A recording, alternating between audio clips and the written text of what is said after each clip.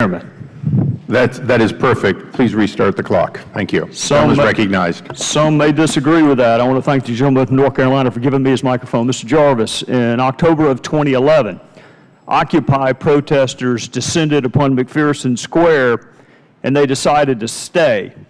Despite the clear language of the law, these protesters camped at McPherson Square with the definition of camping being sleeping or preparing to sleep for 100 days.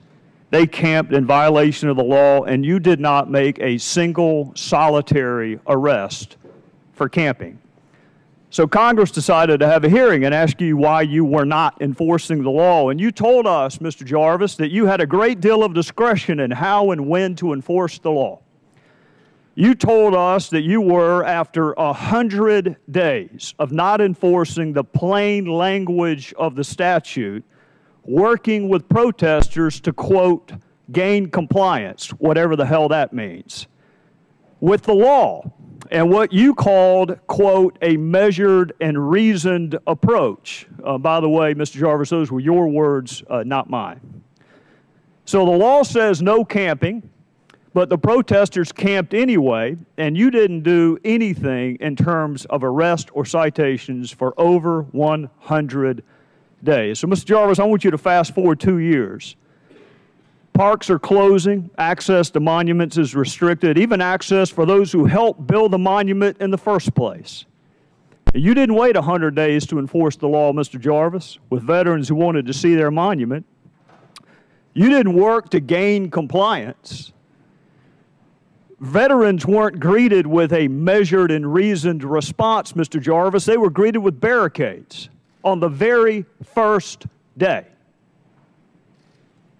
Furthermore, they could not exercise their First Amendment rights to walk to a monument that they helped build, but yet some of our colleagues were allowed to exercise their First Amendment right to protest whatever it was they were protesting on the National Mall. So I'm going to read something to you, Mr. Jarvis, and I want you to ask me if you recognize who said this. Because of the lapse in funding, you are having to deliver difficult news to our visitors and partners. The functions we must perform under a shutdown are not the reasons any of us join the National Park Service, but they are the duties we are required to perform by law and regulation. Do you know who said that, Mr. Jarvis? I believe I said that. You're right, you did. So can you tell me why you would not enforce the law at McPherson Square, but yet you greeted veterans with barricades on the very first day? What regulation can you cite to me that required you by law to erect barricades? The contingency plan that was approved on September 27th for the National Park System is in compliance with the Anti-Deficiency Act.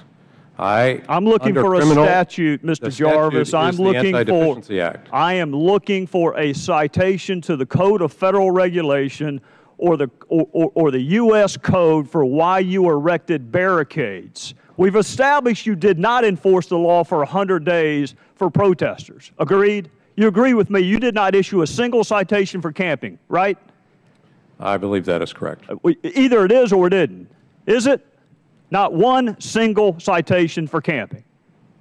I do not remember exactly. Well, your previous testimony was that you had not issued a single citation for camping despite 100 days of noncompliance. That was 2 years ago. Okay. Well, I can cite you the regulation that you did not follow 2 years ago. Can you cite me the regulation that required you to erect barricades to prevent veterans from accessing a monument that they built? I can cite the Anti-Deficiency Act. Can you cite a regulation that required you to erect barricades? Mr. Jarvis, that is not a complex question. The Anti-Deficiency Act requires that I reduce all employees down to only those that are necessary for life and property.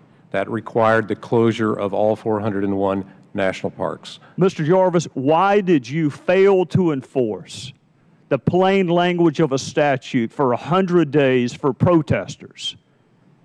And yet, on the very first day, you denied access to a monument that veterans helped build.